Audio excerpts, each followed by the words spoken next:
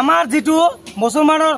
এই যে বিজেপি সরকারে আমাক যদি মুসলমানক যে হারাশাস্তি করেছে উচ্চতির নামত এই যে স্বদেশী নামত ইমান অত্যাচার করিয়েছে কি কারণত আমার কি এবার আমি কি খেলেন যে নয় নাকি আমাক ইমান অত্যাচার কি কারণ করিয়েছে হিমন্ত বিশ্ব শর্মা আপোনাক ঠগি দিছো আপুনি নিজে বাংলাদেশিক চল্লকলে ঘূৰি ফুৰিছে অৰু কুমাতে নিজে সমাজৰ মাধ্যমত জৰিয়তে কৈ থাকে যে ইহঁতে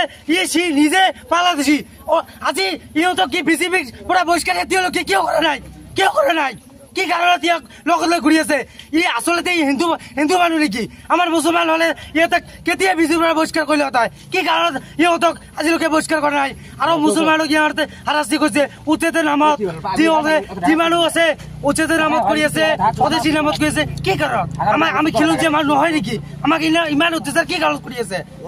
হিমন্ত বিশ্ব শৰ্মা আপোনালোকক অনুৰোধ কৰিছো আপুনি যাতে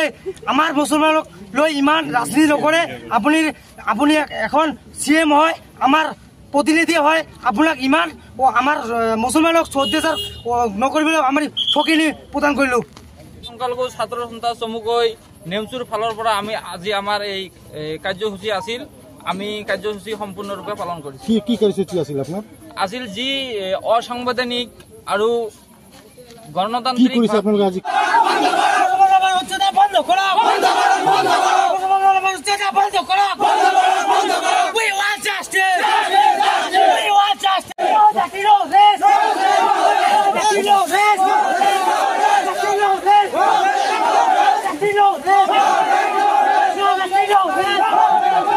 We want justice!